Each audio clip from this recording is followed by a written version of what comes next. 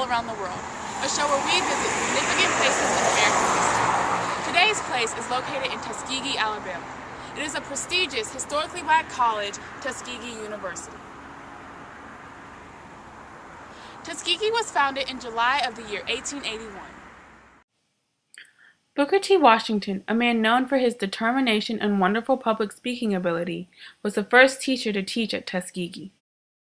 Currently, Tuskegee has over 3,200 students and a campus that contains some 5,500 acres of land.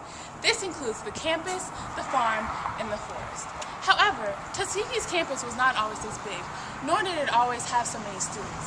Come take a journey with us to see the early days at Tuskegee.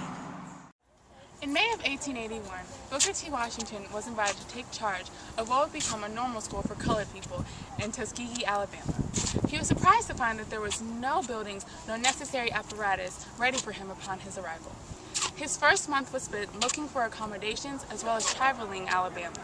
He wanted to advertise the school to the people he wanted to attend it. The first buildings used to teach at Tuskegee was a shanty and an old church house. What concerned Booker T. Washington more than the location of the school was the mindset of the families and the teachers he visited. The families usually did not have a place to bathe or brush one's teeth. Then instead of having an abundance of necessity utensils such as forks and plates, the families would spend their money on expensive, unnecessary items instead. On one visit, Booker T. Washington remembers a family that had a $60 organ and one fork.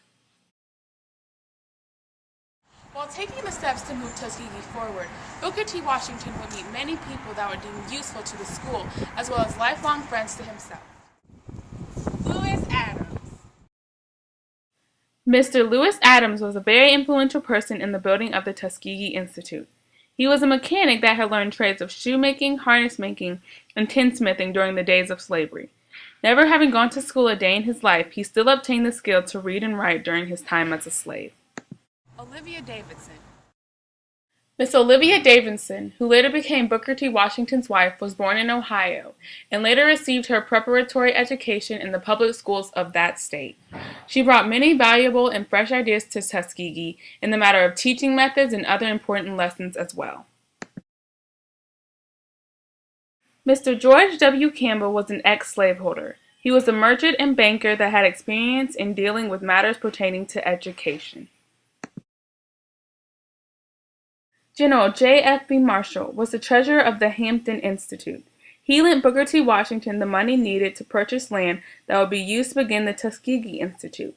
On the morning that the school opened, 30 students reported for admissions. 3 months after the school opened, an old plantation came into the market.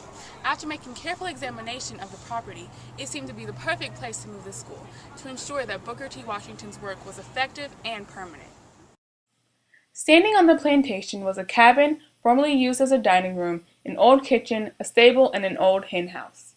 Within weeks, the stable and hen house were used as recitation rooms. Nearly all the work was done by the students. Booker T. Washington wanted them to study actual things instead of mere books alone. Booker T. Washington wanted the students to be able to contribute to their homes when they returned in ways more than being book smart. Many preparations were made by the staff of Tuskegee to help fund the building of the campus.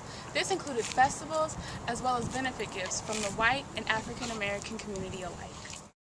These preparations helped move Tuskegee from those 3 buildings to what it is today.